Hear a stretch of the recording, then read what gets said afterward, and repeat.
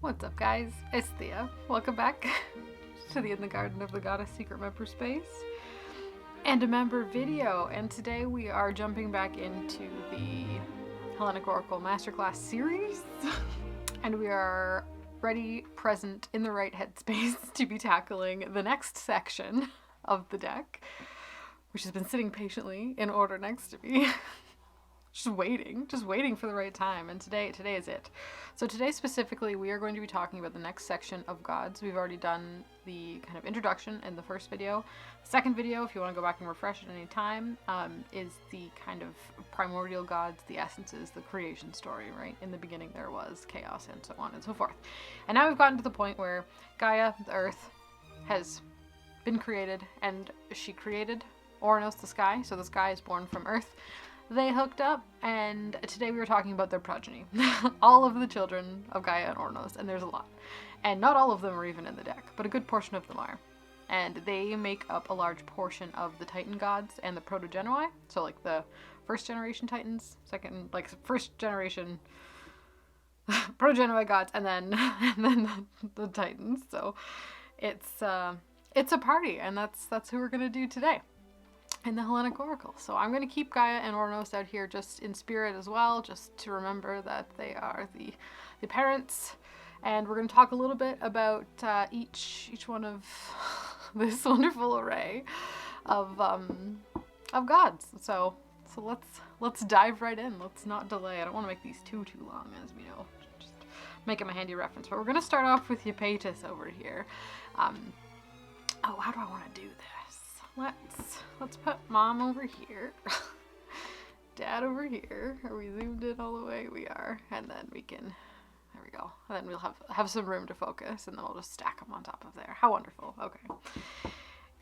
Eupetis. Eupetis is one of the, this will be in the revised edition only. He is a manifestation of the concept of mortality. So insofar as everything that's been created up until this point has been limitless, has been very Ein Sof, you know?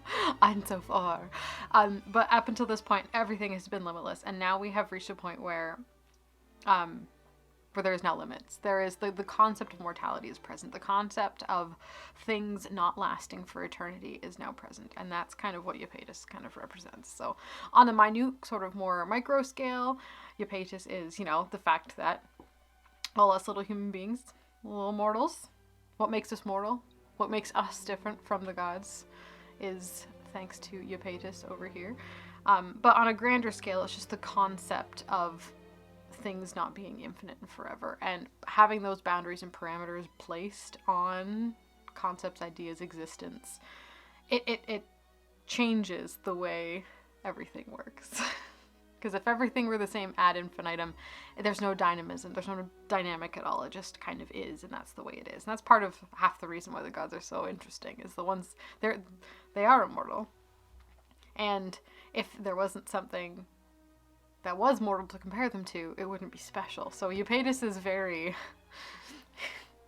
I like him. He's also one of the 4 sons of Oranos who held up the sky. So the earth, Gaia, birthed the sky, and then he had to be held up off of her because the way the cosmogony is like drawn. So there's like Oranos is basically all of the sky, and then Ether is kind of beyond that, but he needed to be held up off the earth because he's like a thing. And there was 4 corners, right? Because in Greek cosmogony, the earth is flat, right? And the underworld is like a place underneath this flat earth. So not a flat earther, but you know what I mean. in this context, the earth, Gaia, is flat. And Eupetis is one of the 4 gods that holds up the corners. And this is before Atlas takes over a little later on after the Titanomachy. So anyway, that's further down the road, but just note that he's one of the 4 pillars holding up the corners of the sky. In the beginning. How fun. Next we have Clymene. She's fun. She's it's an interesting concept to have this early in the system as well. In a really surface level, she's the goddess of fame and fortune, attention, that which attracts. She's very Queen of Wands. She is. She's Queen of Wands to the core.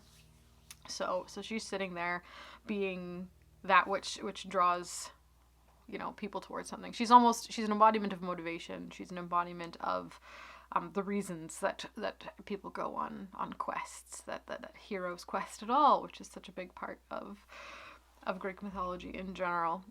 So I like in the context of this oracle deck, she can be very shadowy as well. But as a rule, she does kind of lean her message towards the sort of lighter side of, you know, fame and fortune and adoration, and, you know, maybe like a Six of Wands kind of mixed with the Queen of Wands energy, but she's very wandsy, but she's very that, and she sits kind of early in the children of Ornos and Gaia, which is quite interesting. But again, for me personally, she's not that deep. So I won't linger on her too long, but that's Clymene over here. We've got Nesemone next, and she's a big deal. She's memory. Now she's important. She's also very Queen of Cups. It's just my nature to slap tarot cards on them for reference, because in my brain everything is tarot. But Nesemone, she's memory. She's a very ancient goddess, and is the capacity for both gods and humans to remember, and in remembering we have the ability to compare and contrast, and in comparing and contrasting we have the concept and idea of separation, right? Which is one of the main spiritual concepts that propels change and growth and movement and just that anything exists at all. So she's very important. Her children are the muses as well. She actually had quite a few children as well, but the muses were definitely some of them. And, you know, she holds a lot of archetypal and symbolic value in the fact that she does kind of be the keeper of memory. And this is, of course, remembering, like, before there's no people around yet. We're still just in the realm of the gods, creating and existing and making the rules for the universe at this point. So memory being an early on one is good and important to see. We got Themis over here next. Themis, divine justice, law and order, right and wrong, this and that, within, without. So we have another example of separation, of a distinct us and them, of divine order, right and wrong, cause and effect. This happens, then this has to happen.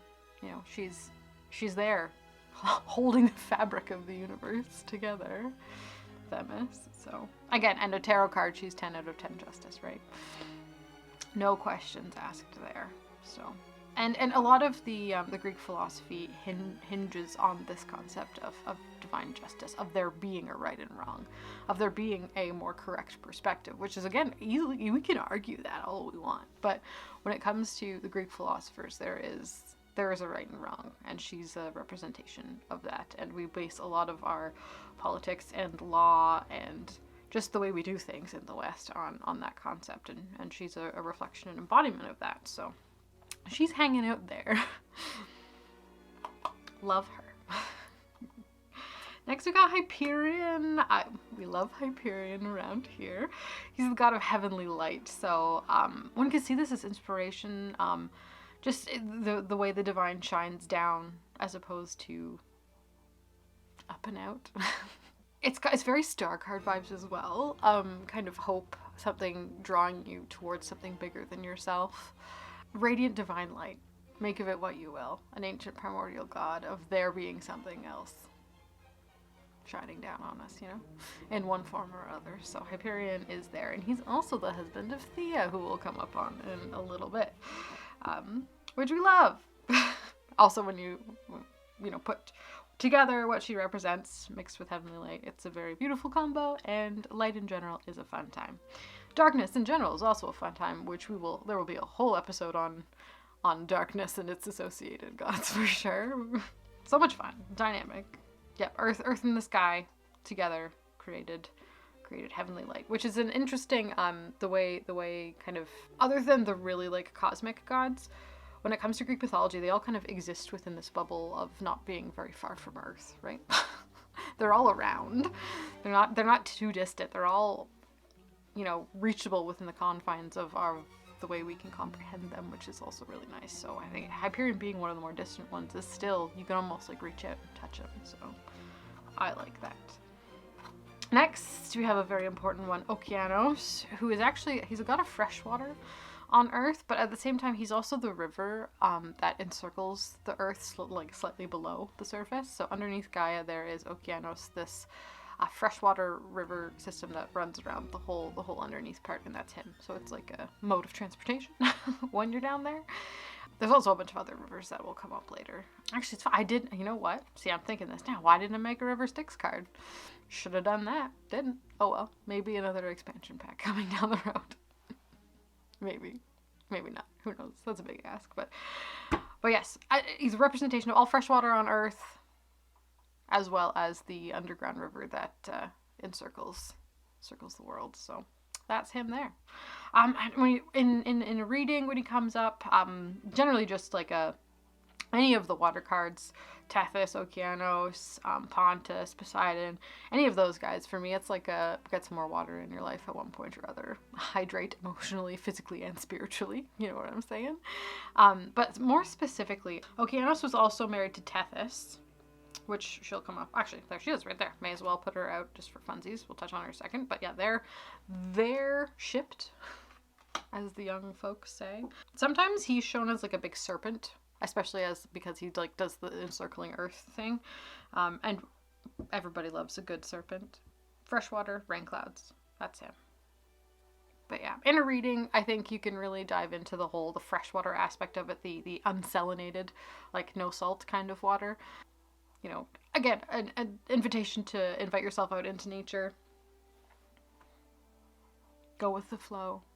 Be of the earth. You know, you'll know the meaning when the card comes up. That's how it goes. But there's his wife Tethys, and she is a primordial sea goddess of the seas. Kind of is responsible for their changeable nature, tides and that sort of thing. Because we're before the moon here, right? Moon doesn't exist yet. We have no moon. We don't even have a sun. Kindly pointing out, right? Like we're pre any of these things. So the primordial waters, you know, the deep, dark, foreign, alien type existence of these waters is Tethys's domain, and she's a beautiful example of that, like dark and mysterious feminine, right? So love that for her. Do I have? Hold on, are they not here? What did I do? Where are my Hecatonkires? Maybe I moved them. Oh, we did. We covered them already. Never mind. They were in the first batch. Right, of course we did, because they're Gaia's children before she was with Ouranos. And at the moment, actually, her other children, the more unpleasant ones, the Hecatonkires and Cyclops and that sort of thing, they were currently imprisoned in Tartarus because Ouranos was like, oh no, they're ugly. We don't want to hang with those. So that will come to a head a little bit later on in the story. So yes, primordial sea goddess, powerful, deep, dark, watery feminine, kind of like a shadowy, reversed Queen of Cups energy, if you will. Alrighty, next we got Thea, goddess of shimmering light, all that which sparkles and shines, gemstones, the surface of the Mediterranean Sea in the afternoon sun. That's her. So she has effects on processes deep in the earth, you know, the formation of crystals and that sort of thing. The sparkle and shine that they get exists out of the reach of daylight. And in this case, we still, as I said, don't have a sun. So these things are perceived to have that inherent sparkle, this light that's coming from these sparkly stones, or this shimmering sea surface is light of another source in theory, right? It's divine light, it's heavenly light, but it's captured and it's thrown on top of sparkly, shiny, attractive, and wonderful things. Well, there's Thea. Pure, dazzling, dancing, and glimmering light. Next we have Rhea, and she becomes kind of important later on. She also has a couple of friends on her card. This is Kronos and their lovely baby son. I'm assuming, well, let's see. Who do we think that is? It's not Zeus, because that would have been a rock. So it's probably Hades or Poseidon there. But Rhea, she's a personification of motherhood in general. She's one of the first mothers, other than Gaia, obviously. We love her. Rhea is a mother goddess, you know, a creatrix, a birther. She's Empress energy as well. She plays a really big role. She's one of those pivotal women. Without her, we wouldn't have had all of the following mythology to come. So she's important. Keep her in mind. And then swiftly thereafter, we have Kronos. So this is Kronos. Here's Kronos again, snacking on the baby. Part of his myth is there was a prophecy. There's always a prophecy. Somewhere it was foretold in the sky that fathers, it's written in the sky, fathers will be usurped by their sons. It always happens. It's gonna happen 3 times. Ornos was the first to experience this firsthand. And of Gaia and Ornos' children, Kronos is one of the only ones who would help his mother, Gaia, overthrow his father, who was a bit of a jerk. She wanted her babies back, who were locked in Tartarus, even though they were unpleasant, even though they were hundred-handed monsters who were incontrollable and wreaked havoc in the world. She loved them because she was her mother.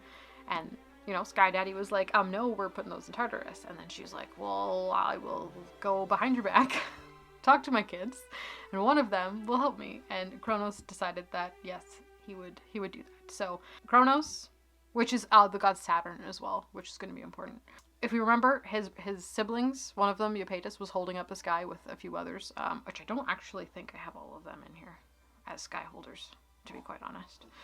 There's so many gods, but they held him up and dangled him above Gaia, and then Kronos, who we remember is Saturn, comes along with his oh-so-famous scythe and castrates Ornos, Sky Daddy, rendering him no longer able to produce children, and throws his junk into the sea. And because of that, from thence Aphrodite was born. So she's a very early goddess as well in the story of how things unfold, and she of course is the goddess of beauty.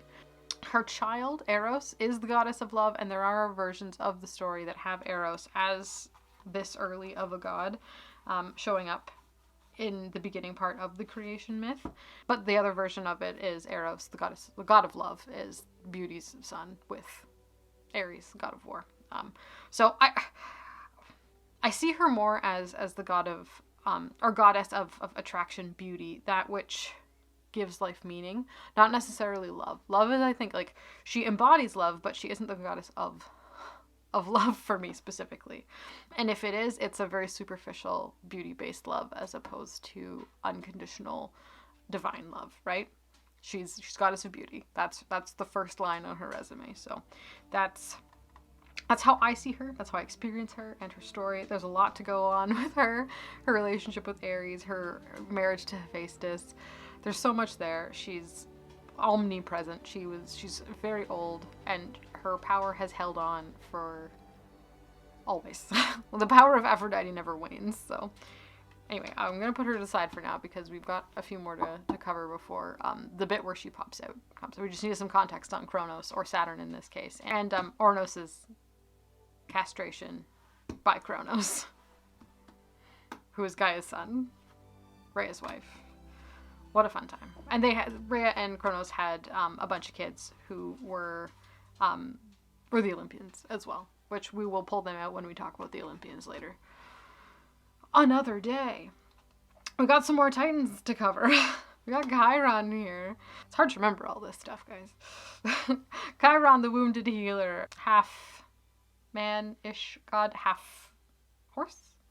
He was a great player in the guiding of many heroes in teaching them, specifically Achilles, I think, got the most attention from Chiron. And when it comes to he's represented as an asteroid in the sky currently, and where he is in your chart is usually related to one's biggest wounds and the area of your life in which you will experience the most intense healing on this particular go round. In this particular version of this particular life, so that's fun. So he's there. Chiron is having a good time.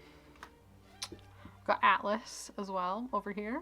Atlas, one of the Titans, who eventually, after the Titanomachy was over, anyway, he ends up kind of getting tricked into holding up the Earth instead of the 4 pillar. Well, because all the other Titans went to Tartarus after that war, so someone had to hold the Earth up, and Atlas was the one who got that job.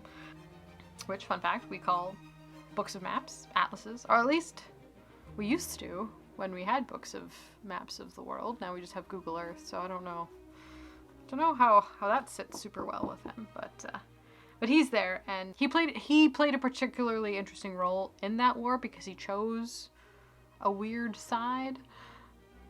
I think he was one of the ones who flip-flopped to the side of the Olympians, but anywho, what have you. We'll get on to that later when the Olympians come up, and we'll dive into that war a little bit later. But what you need to know about him is if he comes up in a reading, it's very Ten of Wands-y, right? Shouldering burdens, carrying the weight of the world on your shoulders, and that sort of thing. So that's fun. Next, we have some stars. Astraeus. Finally, we've got some sparkly night sky businesses. And when we think of, in Greek mythology, constellations are quite important, and they consist of stars.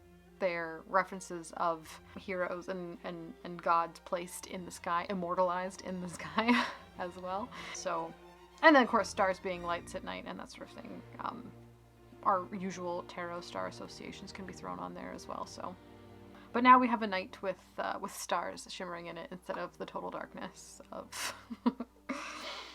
of Nyx, who we've only up until now experienced, right? It's been darkness, right? No moon yet. We just have darkness at night. So now we have stars. And the next Titan we get to encounter is Prometheus, god of creation. He also, I think when people think of Prometheus first, they think of him giving fire to humans, but I think he should get a little bit more credit for giving humans to humans. Like him and his brother Epimetheus, who's also right here. They molded the first batch of humans out of clay, and they just these little mortal people. He wanted to, see, he was a god. He wanted to be a god. And he wanted to test it out and see the limits of what he could create. And he did run it by Zeus, and Zeus was total game for it. And then he made all these tiny little peeps out of clay. Actually, there was one picture I was going to use because he's got so many myths, right? I chose the one with the more familiar vulture or eagle pecking his liver out business, and I just love this picture. But there's another image of him sculpting little humans out of clay, and I will insert it here. If I remember. And that was gonna be the one, but I figured this one was a little bit more, it covered more of the body of the myth that takes precedence in his story. But his name, Prometheus, literally translates to forethought, so, cunning, planning, like not cunning in a trickery way, but just the ability to think ahead, think forward, and create. The ability to see something in the mind's eye and create it, pull it into existence, right? And then his brother Epimetheus over here is the god of afterthought, so the ability to look back, not in a memory way, but just in like a personal, judgmental kind of way, and he has a rough time. Epimetheus gets into all sorts of trouble. And, as his name suggests, afterthought, the essence of hindsight being 20/20 and constantly comparing yourself to past versions. So Prometheus tends to swoop in and save the day with him more often than not, and he's also represented on his card here too, But he's there also, some more Titan children. But Prometheus, after he created humans, there was a bunch of them. They were doing great. And then I think Zeus decided that he was like, absolutely not, this isn't gonna fly. Wasn't a fan. Even though Prometheus checked with him first, but there was a flood. There's always a flood. There's always a flood. So the flood came, and all but 2 of his little creations did not make it. Cadmus and Harmonia? Harmonia was a demigod, right? And the two remaining people were the 2 that populated the human experience on Earth. And yeah, it's Cadmus and Harmonia, and they are the progenitors of all mortals on Earth in the Greek cosmogony, so that's fun. So yes, Prometheus is responsible for there being mortals at all, which is great fun. And then, of course, he loved them, he guided them, he helped them. Eventually decided to give them the godly power of fire, and Zeus was like, that's not cool. That makes them too close to us. That's too much. That's too far. You crossed a line, bro.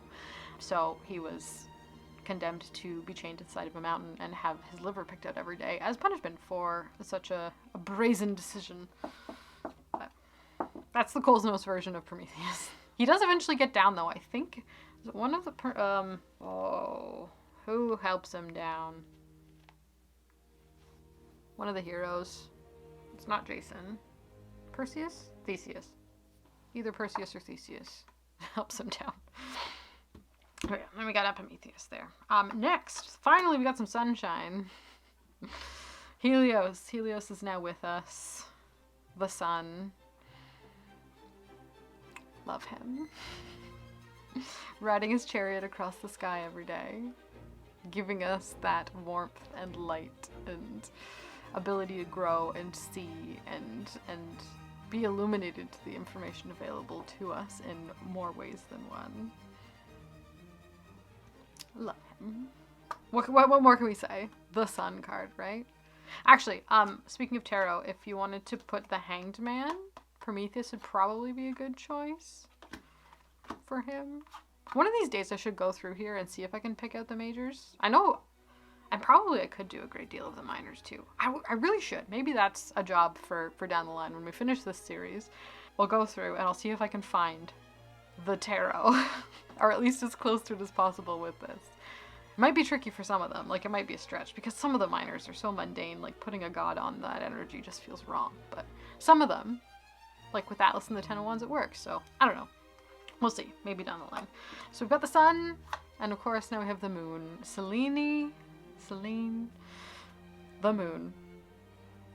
There she is, and her cycles and her phases, the dark divine feminine reflecting and radiating the light of the masculine sun. So Helios, masculine, Selene, feminine, receptive, captures that light of the sun, reflects it back, softens it, lightens the dark, transforms, goes through phases.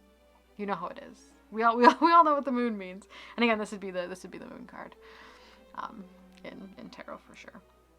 You know, dark, mysterious, fear a little bit, unshakiness, all of those things would be appropriate when Selene comes up. She also had a love affair with, who was it? Was it Narcissus? She fell in love with the human.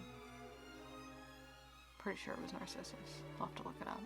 Don't remember, but yeah, there's a beautiful story about the moon falling in love with the human, and I love that. So we've got the sun, we've got the moon, and naturally what comes next is the dawn, because we need to have the transition between the darkness of Nyx and the light of Hemera, and the line between them is Eos, the dawn, the breaking of first light, the essence of that moment when a new day starts again, and we have another chance to experience life one more time, and it's beautiful and wonderful. So obviously this is Ace energy. This is it's like Ace of Wands-y a little bit, I would say.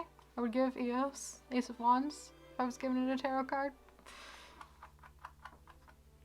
Love it. Yes. Nephilah is next. Clouds. Who would I give this? Maybe either Ace of Swords or Ace of Cups. I'm never sure, because clouds often get the air association, but they are made of water technically. So I don't know. I'm forever on the fence about whether clouds are a symbol of air or water. Please let me know. Weigh in below what you think about clouds. But when you think of clouds in like a Lenormand sense, they obscure, they kind of block out the sun, they make things a little bit harder to see, but also clouds are like light and fluffy and cute, and they really only show up in the most beautiful way on clear, wonderful days, or on the flip side, they're thunderclouds and they indicate storms, so they're changeable, which I guess might be an excellent attribute for that in a reading. Clouds come up, winds are they're changeable. things are very changeable right now. And yes, the obscure things, they block out the sun, but they're also clouds, and they're so nice. I love them. So yeah, that's Nephilim, clouds. Children, obviously, children of the earth and sky are gonna have clouds. It just makes sense logically when you think about it too. When you like think about what they represent, what each of these things individually represents. Like, you need the earth and sky to have a dawn. You need the earth and sky to hold the moon and the sun. You know, like it fits. It makes my brain so happy to think about. I love thinking about it. It's so great. So, and in the order in which they're all created in this creation story, it just sings. It's beautiful. It makes so much sense. And it's like, I love to think that I'm thinking about this now, and thousands of years ago, there was some other little mortal thinking the same thing about the creation myth, the cosmogony, the order with which the gods were created. There was a little human 2,000 years ago thinking the same thing, and it makes me so happy.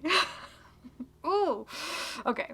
Next one, because Zephyrus, the wind, one of the winds. There's actually 4 winds.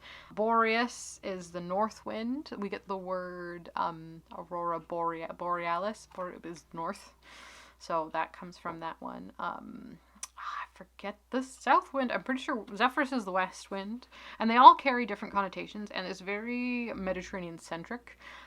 The winds from certain directions meant very specific and important things to a very boat-bound culture. So, you know, winds from the south here have a storm in their mouth, but I don't think it translates perfectly to the way the winds work over there. The north wind is always just kind of a cold wind in general. Boreas is one of the more harsh of the winds. I think Zephyrus is the west wind, and it's the one of the nicer ones, but I'll pop the names of the other ones up on the screen. But Zephyrus is the one I chose to include. An actual, it's for weird personal reasons, which we won't get into, but I do enjoy Zephyrus, and he shows up in the next card as well, because he is married to Chloris. And Chloris is flowers and plant matter, and we love that. Her Roman equivalent is Flora, and this is from Botticelli's Primavera. Yes, is the name of that painting, I believe. But yeah, here she is being kind of absconded and whipped around by the wind, and I just love that. And like it's anthropomorphized, but he's the wind and she's a flower, and you picture her just kind of being captured and enraptured by this wind type energy. It's magical. It's wonderful, and I love it. So obviously, when the wind comes up in a reading, things are going to get blown this way and that, or something's coming in on the wind, like you know how that goes. And then with Chloris, it's flowers. It's the exposed flowering bodies, the sex parts, the beauty and attraction, and the kind of reproductive qualities of flowers, as well as just the sight of them, the smell of them, the enticing attraction of this natural, live little thing. We love flowers. So it can mean many things when it comes up in a reading for you. After Chloris, we have Hamadryads, which are tree spirits. And in Greek mythology, each tree has a Hamadryad living in it. Every one of them. And if you cut down a tree, I think they try and escape and get somewhere else to another tree, if they've got time. But yeah, they're the spirit entity of that tree, usually female. Dryads in general are land spirits, oceanids, nereids, like each of the elemental aspects of Gaia, of the world. There's kind of a nymph aspect of her. So there's, mountain spirits, there's tree spirits, there's river spirits, ocean spirits, land spirits, like plant spirits. They're everywhere, right? So this is Hamadryads they tend to focus more in the myths. They pop up more and more often. But yes, that's an aspect. It's the way Gaia and the world works in this framework and paradigm. So, but yes, Hamadryads are trees. And the last one for today, remember how I said I wanted this to be short? is nymphs.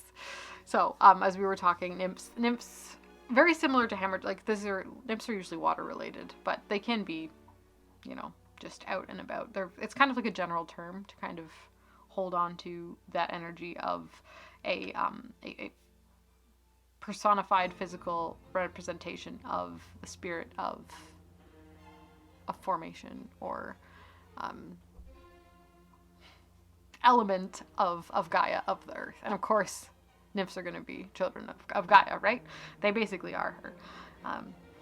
So you've got water nymphs, tree nymphs, mountain nymphs, you know, tricksy little spirits that draw you in, entice you in, and usually they mind their business, actually. They're usually quite helpful when it comes to being in a myth, and often they're always personified as absolutely beautiful, right? So they often get chased.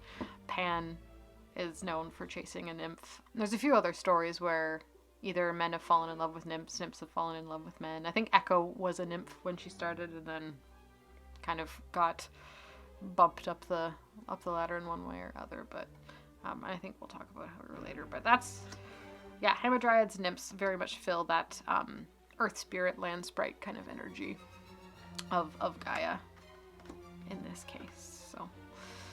So there we have it. And then of course Aphrodite technically is right around here. So after all of those were created, then we had the situation where Kronos knocks the business off of Ouranos, and then it lands in the sea in Pontus, and then on a beautiful shell onto a lonely and quiet beach on the island of Cyprus. Swiftly rides in Aphrodite. Insert beautiful Birth of Venus by Botticelli to grasp the idea. And the characters on either side of her in the Botticelli painting, one of them is also Zephyrus, I believe, or one of the other winds. Zephyrus and Chloris are on one side, yeah, the wind and the flowers. You can see them kind of embracing on the one side, and then I forget who's on the other side. I'll have to look it up, but yeah, they're all there to welcome her in, welcome her to the world. She was much needed in this case. So yeah, that's the children of Gaia and Ouranos. So as I said, they kind of cover quite a bit. Next time on Hellenic Oracle Masterclass, we're going to get into another bunch of kind of Titan and that generation related gods.